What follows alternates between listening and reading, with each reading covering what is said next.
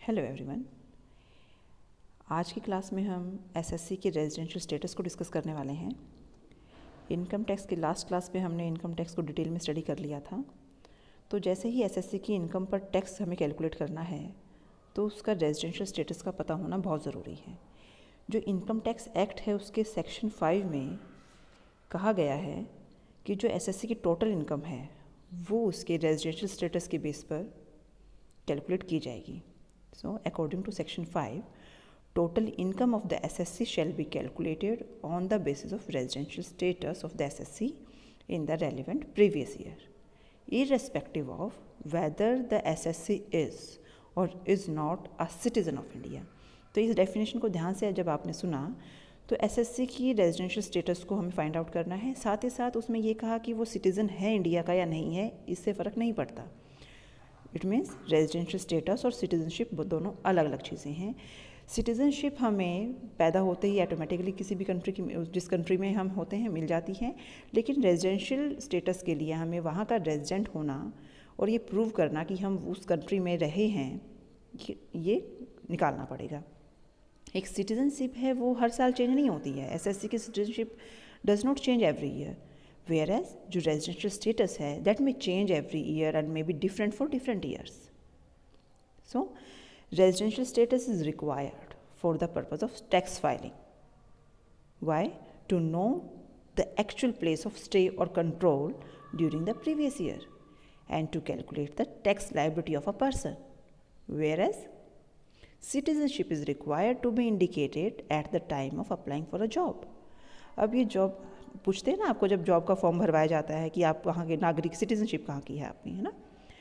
तो एक चीज़ और है, अब जब हम फिर सिटीज़नशिप पे तो हमने थोड़ी सी बात की कि सिटीज़नशिप और रेजिडेंशियल स्टेटस में डिफरेंस है, ताकि ये कन्फ्यूज़न रहे कि ना रहे कि वो सिटीज़न है तो वो रेजिडेंट है या नहीं। इसकी कन्फ्यूज़न आपको नहीं रखनी है। टैक्स लायबिलिटी के लिए हमें रेजिडेंट का होना प्रूव करना ज़रूरी है। तो जो इंडिविजुअल हैं, जो केसेस हम करेंगे कि टैक्स जो है किस किस पर लगता है, हमने 5 कैटेगरीज में बनाया कि इंडिविजुअल पर, हिंदू अनडिवाइडेड फैमिली पर, फर्म एसोसिएशन ऑफ पर्सन, कोई कंपनी, कोई आर्टिफिशियल पर्सन, इन सब पर टैक्स लगता है। तो इन सब का रेजिडेंशियल स्टेटस डिटरमाइन करना ज़रूरी है।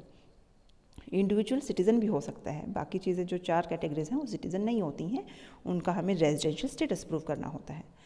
तो जब हम रेजिडेंशियल स्टेटस प्रूव करेंगे तो हम कुछ पॉइंट्स पर ध्यान देंगे कि जो रेजिडेंशियल स्टेटस है, residential status of a person is to be determined for every previous year because it may change from year to year. Citizenship आपकी सेम रहती है बट रेजिडेंशियल स्टेटस आपका चेंज हो सकता है। A person may be citizen may be resident in more than one country for the same previous year. तो इसके लिए अब वो रेजिडेंशियल स्टेटस जब डिटरमाइन कर रहे हैं तो हमें हमने रेजिडेंशियल स्टेटस को 2 कैटेगरीज में डिवाइड कर दिया। एक इंडिविजुअल के केस में, इंडिविजुअल के केस में एक पर्सन रेजिडेंट हो सकता है और नॉन रेजिडेंट हो सकता है इंडिया में।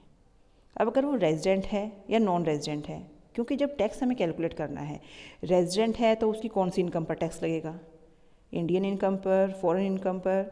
नॉन रेजिडेंट है तो टैक्स कौन सी इनकम पर लगेगा। तो इनकम पर टैक्स के लिए हमें देखना है कि फॉरेन इनकम पर टैक्स देना है और इंडियन इनकम पर भी देना है, या केवल फॉरेन इनकम पर नहीं देना है, केवल इंडियन इनकम पर देना है। तो वो सब इसीलिए हमें डिस्कस करना है। टैक्स कौन सी इनकम पर देना है वो हम लास्ट स्लाइड में इसमें डिस्कस करने वाले हैं। तो एक रेजिडेंट होता है अगर, तो वो 2 कैटेगरीज हो जाती हैं। एक रेजिडेंट जो ऑर्डिनरी रेजिडेंट है और एक रेजिडेंट जो कि नॉट ऑर्डिनरी रेजिडेंट है। तो इसके लिए कुछ कंडीशन हमें देखनी है कि अगर इनकम टैक्स में वो रेजिडेंट है या नॉट ऑर्डिनरी रेजिडेंट है, ये 2 कैटेगरीज को हमें स्टडी करना होगा। सो बेसिक कंडीशन अब देखिए, 2 बेसिक कंडीशन दी गई हैं और 2 एडिशनल कंडीशन दी गई हैं। इन कंडीशंस के बेस पर हम ये निकालेंगे कि वो रेजिडेंशियल स्टेटस में रेजिडेंट है या नॉन रेजिडेंट है। ठीक है। बेसिक कंडीशन पहली क्या है कि एक पर्सन जिसकी इनकम पर हम टैक्स लगाने वाले हैं एसएससी, वो पिछले साल में, प्रीवियस ईयर में 182 दिन या उससे ज़्यादा इंडिया में रहा हो। बेसिक कंडीशन पहले वाली, ध्यान दीजिएगा इसमें। सेकंड कंडीशन क्या है कि एक पर्सन जिसकी इनकम पर टैक्स लगाने वाले हैं प्रीवियस ईयर से पिछले साल, इमीडिएटली प्रीसीडिंग 4 ईयर्स, पिछले 4 सालों में पिछले साल की इनकम पर टैक्स लगेगा, उसके भी पिछले 4 सालों में इमीडिएटली प्रेसिडिंग ईयर्स में वो 365 दिन इंडिया में रहा हो, या उससे ज़्यादा भी हो सकता है, और कम से कम 60 दिन वो पिछले साल भी इंडिया में रहा हो। सो ध्यान दीजिएगा, he is in India for at least 365 days during the 4 years preceding the previous year and is in India for at least 60 days during the previous year. ये दूसरी कंडीशन है। तो इन दोनों में से कोई एक कंडीशन का फुलफिल होना ज़रूरी है इन केस ऑफ रेजिडेंट। ठीक है, अब एडिशनल कंडीशन भी साथ में दे दी, 2 एडिशनल कंडीशन। सेक्शन का आप ध्यान रखते जाएंगे कि बेसिक कंडीशन किस सेक्शन में दी गई है, जो एडिशनल कंडीशंस हैं वो किस सेक्शन में दी गई हैं। तो एडिशनल कंडीशन में क्या है कि वो पर्सन, वो एसएससी जिसका हम रेजिडेंशियल स्टेटस फाइंड आउट कर रहे हैं, वो पिछले साल के 10 सालों में, पिछले साल से इमीडिएटली पिछले 10 सालों में 2 साल कम से कम इंडिया में रहा हो। पहली कंडीशन है he is in resident in India in at least 2 out of the 10 previous years preceding the relevant previous year. Relevant previous year से पिछले 10 सालों में से 2 साल कम से कम, ज़्यादा भी हो सकता है। और दूसरी कंडीशन क्या है, he has been in India for at least 730 days in all during the 7 previous years preceding the relevant previous year। Physically present होना ज़रूरी है पिछले प्रीवियस ईयर से पिछले 7 सालों में से 730 दिन कम से कम। ठीक है, तो ये 2 कंडीशन एडिशनल हो गई। अब अगर एक पर्सन ने बेसिक कंडीशन में से एक और एडिशनल दोनों फुलफिल कर ली हैं, ध्यान दीजिएगा, दिमाग में रखिएगा कि बेसिक कंडीशन क्या है और एडिशनल कंडीशन क्या है, क्योंकि इन कंडीशन को दिमाग में रखते हुए ही आपको न्यूमेरिकल करने होंगे। तो अगर एक कोई भी बेसिक कंडीशन वो फुलफिल कर लेता है और दोनों एडिशनल कंडीशन फुलफिल कर लेता है तो वो ऑर्डिनरी रेजिडेंट हो जाएगा। एक बेसिक कंडीशन फुलफिल की और कोई भी बेसिक एडिशनल कंडीशन फुलफिल नहीं की तो वो नॉट ऑर्डिनरी रेजिडेंट हो जाएगा। और अगर उसने कोई भी बेसिक कंडीशन फुलफिल नहीं की है और तो एडिशनल कंडीशन तो इरेलीवेंट हो जाती हैं, तो वो नॉन रेजिडेंट हो जाएगा। अब इन तीनों कैटेगरीज के लिए देखेंगे आप कि ऑर्डिनरी रेजिडेंट कौन सी इनकम पर टैक्स देगा, नॉट ऑर्डिनरी कौन सी पर देगा, नॉन रेजिडेंट कौन सी पर देगा। ये आपका इंसिडेंस ऑफ टैक्स में हम डिस्कस करेंगे अभी आगे। तो इंडिविजुअल रेजिडेंशियल स्टेटस के केस में हमने इसको डिस्कस किया। कुछ पॉइंट हमें ज़रूर ध्यान देने हैं, point to be noted in this.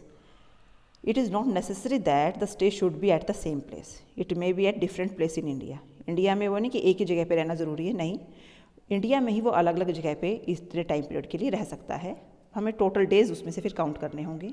Second condition है it is not necessary that stay should be continuous. Continuous भी कोई ज़रूरी नहीं है। Place and purpose of stay is इमैटेरियल। उसका रहना ज़रूरी है, वो कहाँ रहा, किस पर्पज़ से रहा, उससे कोई मतलब नहीं है। If a person is in India only for a part of a day, then the calculation should be made on an hourly basis, and a total of 24 hours stay spread over a number of days shall be counted as 1 day। समझ में आया कि घंटे, अगर वो एक दिन आया, कुछ घंटे रहा, तो वो घंटों के हिसाब से हम डेज कैलकुलेट करेंगे फिर। ठीक है, और हमें जब डाटा, ये मैं न्यूमेरिकल के लिए बता रही हूँ, ध्यान दीजिएगा, in the absence of exact data the day of arrival as well as the day of departure shall be included for determining the period of stay in India। ध्यान दीजिएगा, इसमें अगर डाटा सही से एग्जैक्टली नहीं मिल रहा है तो डे अराइवल का डे और डिपार्चर का डे दोनों ही इंक्लूड होंगे period of stay in India calculate करने में।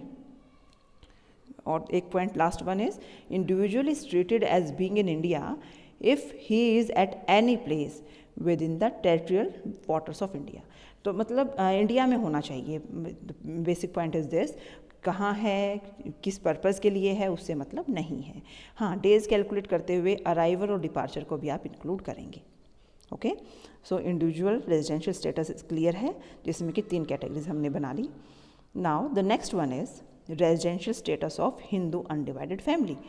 अब यहाँ पर देखिएगा, हिंदू अनडिवाइडेड फैमिली का जब रेजिडेंशियल स्टेटस हम बता रहे हैं तो हम यहाँ बिज़नेस की बात कर रहे होते हैं। तो बिज़नेस में अब ये बिज़नेस का जो प्लेस ऑफ कंट्रोल है और जो मैनेजमेंट है, अगर वो पूरा या पार्शली इंडिया में है, और जो करता आपको पता होना चाहिए, द करता इज़ द मुखिया ऑफ द फैमिली ना, और जो करता है वो दोनों एडिशनल कंडीशन जो हमने अभी पीछे पढ़ी, 10 सालों में से 2 साल और 7 सालों में से 730 दिन इमीडिएटली प्रीवियस ईयर के जस्ट प्रीसीडिंग, ठीक है। तो वो दोनों एडिशनल कंडीशन फुलफिल कर लेता है तो वो रेजिडेंट होगा और ऑर्डिनरी रेजिडेंट होगा। अगर कर्ता उन दोनों एडिशनल कंडीशन में से कोई एक या कोई भी पूरी नहीं करता है बट कंट्रोल और मैनेजमेंट इंडिया में ही है तो वो रेजिडेंट होगा बट नॉट ऑर्डिनरी रेजिडेंट होगा, सेम एज प्रीवियस, जैसे हमने इंडिविजुअल के केस में किया। बट अगर बिजनेस का कंट्रोल और मैनेजमेंट ही आउटसाइड इंडिया है तो एडिशनल कंडीशन फुलफिल करना नहीं करना कोई मतलब नहीं बनता है, वो नॉन रेजिडेंट हो जाएगा। क्लियर है? Residential status of Hindu undivided family. Now the next one is residential status of firm, association of person, company और एनी अदर आर्टिफिशियल पर्सन। इसके केस में भी हमें सेम चीज़ है, बहुत इजी है। इसमें हमें कोई एडिशनल कंडीशन नहीं देखना, कोई बेसिक कंडीशन हमने नहीं देखनी है, हमने केवल देखना है कि उस कंपनी का, उस फर्म का मैनेजमेंट और कंट्रोल इंडिया में है तो वो रेजिडेंट है, इंडिया से बाहर है तो वो नॉन रेजिडेंट है। It's very easy, I think it's clear. Now अभी हमने रेजिडेंशियल स्टेटस पढ़ लिया, सभी 5 कैटेगरीज जो हमने बनाई थी उन टैक्सेबल एंटिटीज़ का। अब बात करते हैं कि रेजिडेंशियल स्टेटस और incidence of tax. Incidence of tax मतलब कर भार, जो टैक्स की हमें लायबिलिटी निकालनी है उसमें क्या रिलेशन है। अब यही तो हमारा लेक्चर का शुरुआत थी कि रेजिडेंट है तो टैक्स निकालेंगे, नहीं है तो टैक्स कौन सी इनकम पर निकालेंगे। तो जो टैक्स की कैलकुलेशन है, जो टैक्स पे करेगा वो डिपेंड करता है उसके रेजिडेंशियल स्टेटस पर, प्लेस पर और टाइम पर। जो रेलिवेंट प्रीवियस ईयर में जो इनकम ड्यू हुई या रिसीव हुई उसके बेस पर हमें टैक्स देना होता है। तो देखिएगा, जब हम ऑर्डिनरी रेजिडेंट की बात करते हैं, ऑर्डिनरी रेजिडेंट चाहे वो इंडिविजुअल के केस में था, चाहे वो फर्म के केस में है, चाहे वो HUF के केस में है, तो एक ऑर्डिनरी रेजिडेंट टैक्स पे करता है इंडियन इनकम पर भी और फॉरेन इनकम पर भी। उसने विदेश से कोई कमाई है, उसने इंडिया से कोई इनकम अर्न की है, वो दोनों ही इनकम पर टैक्स पे करता है। ऐसा सेक्शन 5 सब सेक्शन 1 में दिया हुआ है। अब इसको जो स्कोप, टोटल इनकम का स्कोप आपकी बुक में बड़ा डिटेल में दिया हुआ है, उसको आप ध्यान से देखिएगा कि वो जो इनकम है, देखिए, all incomes received by him in India during the previous year, चाहे वो रिसीव होना, वेदर इट एक्रूज और अराइज इन इंडिया और आउटसाइड इंडिया, ठीक है। डीम टू भी रिसीव कर ली, रिसीव होनी है या केवल एक्रू हो गई हैं या एक्रू होने वाली हैं, चाहे तो वो सभी इनकम इसमें आएंगी, चाहे वो फॉरेन से थी चाहे वो इंडिया से थी, ठीक है। अब दूसरा case, not ordinary resident. Not ordinary resident में क्या है, जो टैक्स नॉट ऑर्डिनरी रेजिडेंट जो टैक्स पे करेगा, दैट इज़ कि वो कौन से इनकम पर देगा। देखिए, नॉट ऑर्डिनरी रेजिडेंट जो है वो इनकम पर जो टैक्स देता है वो केवल इंडियन इनकम पर देगा या फॉरेन इनकम पर देगा। और सेक्शन 5 सब सेक्शन 1 में क्या कहा गया कि not ordinary resident is not liable to pay tax on his foreign income. Foreign income पर वो टैक्स नहीं देगा जब तक कि अनलेस द बिजनेस और profession is control from India. हमने अभी इसमें पढ़ा था कि अगर कंट्रोल इंडिया में है तो रेजिडेंट माना जाएगा, या हम यू कैन से कि जब बाहर है तो नॉट ऑर्डिनरी रेजिडेंट हो गया। तो जब अगर प्रोफेशन या बिजनेस का कंट्रोल इंडिया में नहीं है तब तक वो फॉरेन इनकम पर टैक्स नहीं देगा। So all incomes received by him in India during the previous year in India, ठीक है, तो वो उस पर टैक्स देता है। अब एक नॉन रेजिडेंट जो है is liable to pay tax only on his Indian income. Indian income पर ही केवल, नॉन रेजिडेंट फॉरेन इनकम पर देता ही नहीं।